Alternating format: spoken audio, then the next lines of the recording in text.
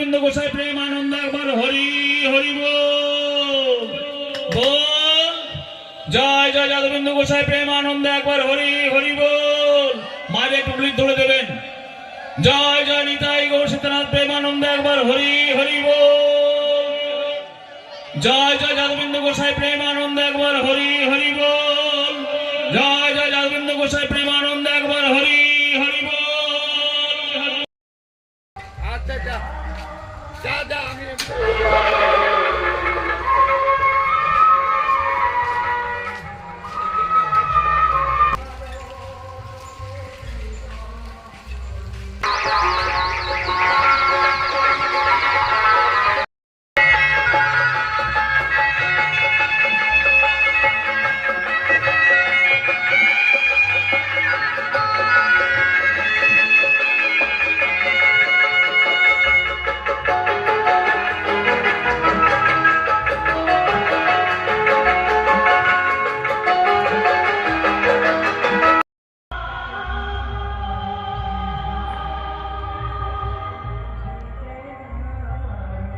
আপনাদের কানে এত সুন্দরভাবে এই অনুষ্ঠান সম্বন্ধে একটু দেবেন, আপনারা একটু কানে নেবেন, এটাই ধন্যবাদ।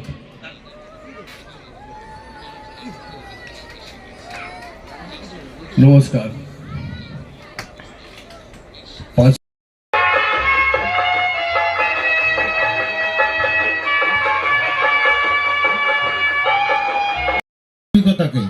আমরা ভুলতে বসেছি শ্রদ্ধা, আমরা ভুলতে বসেছি আমাদের পরম্পরা, আমাদের সংস্কৃতি। আমরা মানুষকে চেনবার চেষ্টা করছি না। তাই সেই প্রকৃত মানব ধর্মের পূজারী ছিলেন যাদবেন্দ্র গোস্বামী। বিন্দু তার সাধন সঙ্গিনী ছিলেন এবং পরবর্তী সময়ে যেমন রাধা কৃষ্ণ একসঙ্গে উচ্চারিত হয়, ঠিক তেমনি যাদু বিন্দু তার সাধন সঙ্গিনীর নাম নিয়ে তারা দুজনাই একই নাম ব্যবহার করতে শুরু করলেন। দুজনাই বললেন, নাম জিজ্ঞেস করলে যাদবেন্দু, তিনিও যাদবেন্দু, স্ত্রীর নামও যাদবেন্দু, মানে দুজনার একই নাম। তার সাধন সঙ্গীকে অমর করে রাখার এই প্রচেষ্টা তিনি তার চেষ্টা করেছিলেন।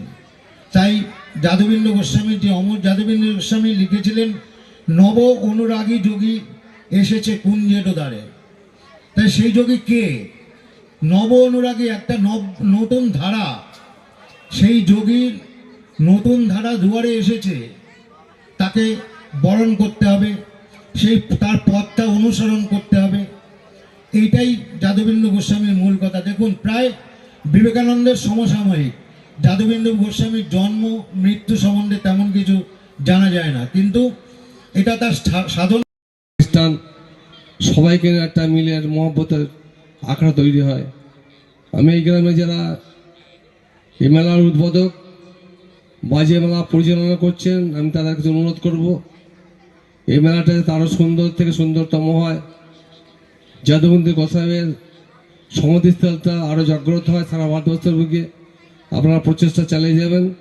এই কথা বলে আমার পক্ষ থেকে সবাইকে আমি আন্তরিক শুভেচ্ছা ধন্যবাদ জানিয়ে আমার সংক্ষিপ্ত বক্তব্য শেষ করলাম।